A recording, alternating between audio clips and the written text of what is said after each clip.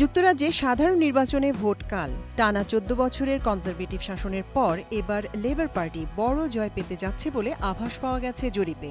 Record ৩৪ Bangladeshi বংশোদ্ভূত প্রার্থী প্রতিদ্বন্দ্বিতা করছেন এবার। প্রধানমন্ত্রী ঋষি সুনাক আকস্মিকভাবে গত মে মাসের শেষ দিকে আগাম নির্বাচনের ঘোষণা দেন। আগামী অক্টোবরে সাধারণ নির্বাচন অনুষ্ঠিত হওয়ার কথা থাকলেও তাই আগাম নির্বাচন হচ্ছে ৪ জুলাই। টরি নামে পরিচিত কনজারভেটিভ পার্টি টানা ৩ মেয়াদে ক্ষমতায় থাকলেও এবার তাদের জনসমর্থন নেমেছে তলানিতে। জরিপে দেখা যাচ্ছে রেকর্ড আসন পেয়ে পার্লামেন্টের নিয়ন্ত্রণ নিতে যাচ্ছে লেবার পার্টি। স্থানীয় সময় সকাল ৭টায় ভোট গ্রহণ শুরু হয়ে চলবে রাত ১০টা পর্যন্ত।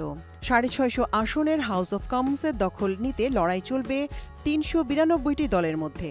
তবে মূল প্রতিদ্বন্দ্বিতা হবে লেবার ও টরিদের মধ্যেই। এবারের নির্বাচনে ৩৪ বাংলাদেশি বংশোদ্ভূত প্রার্থীর অংশগ্রহণ বেশ সাড়া ফেলেছে। লেবার পার্টি থেকে লড়ছেন ৮ জন, তাদের ৬ জনই নারী।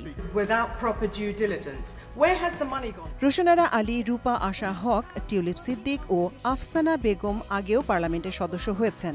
প্রধানমন্ত্রী শেখ হাসিনার ভাগ্নি ও বঙ্গবন্ধু কন্যা শেখ রেহানার মেয়ে টিউলিপ সিদ্দিকী ২০১৫ ও ২০১৯ সালে পার্লামেন্ট সদস্য নির্বাচিত হন।